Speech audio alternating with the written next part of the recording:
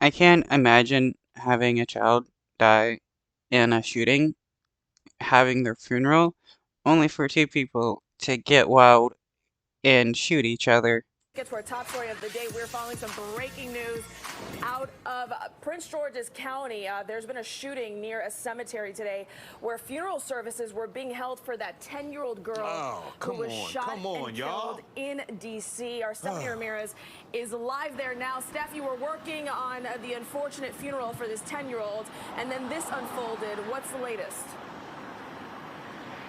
Marina, we have at least 2 people shot here, according to Prince George's County Police, and it is likely that there is one person killed here today. Prince George's County, they removed everyone off of the cemetery, mostly press, but then everyone else that was part of the cemetery afterward. We're at the National Cemetery here, Washington National Cemetery in Prince George's County. Now, I got to tell you, after being there and talking with the witnesses, this was absolutely heartbreaking. This was a funeral for a 10-year-old who was an innocent bystander in a shooting last month, dies from her injuries a few days later. The funeral service was a beautiful program with a horse-drawn carriage that pulled a purple casket into the cemetery here. The family calling for justice, and as they are trying to mourn this 10-year-old, shots are fired. Now, I've been told by...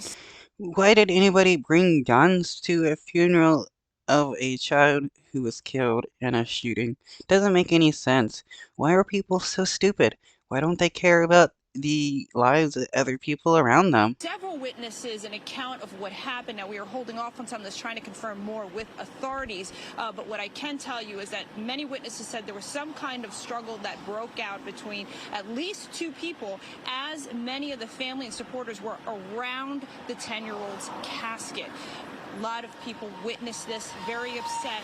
Again, at least 2 people shot here, likely 1 person dead. But we are still working on this story here. We'll have another update coming for you at 4. Back to you.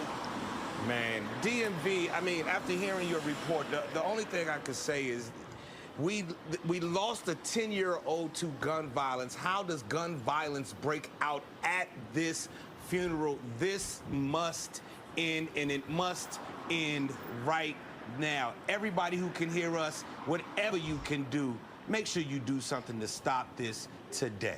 It's everybody's job at this point. It's what it seems like to me.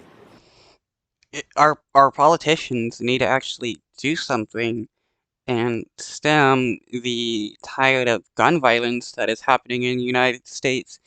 I mean, how can so many other Western nations not have the same problem and consider to be like not as, I don't know. I mean, look at Switzerland.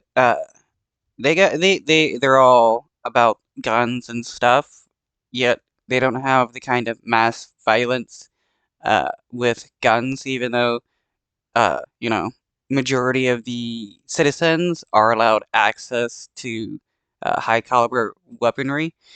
Um, Look at nations where people have less restrictions. I mean, more restrictions to access to guns, and look how look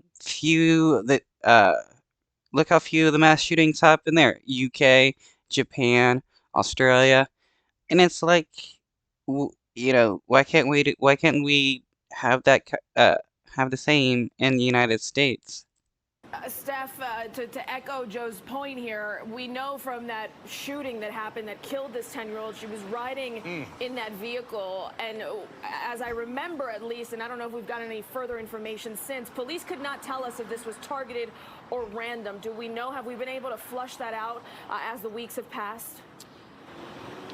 In terms of the shooting, we are still waiting for an update on that investigation. But what we've been told since is that she was an innocent bystander, that somebody was actually like spraying, shooting, and that she was not having to do anything with this. Neither was the family. They got caught in this. There is still a $45,000 reward for information leading to an arrest.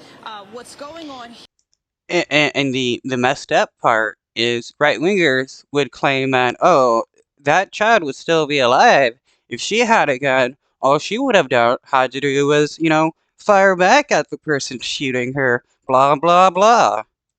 Here, I'm told, happens to be a struggle. I have not heard that this was targeted, having to do with the other shooting that happened back in May that killed the 10-year-old.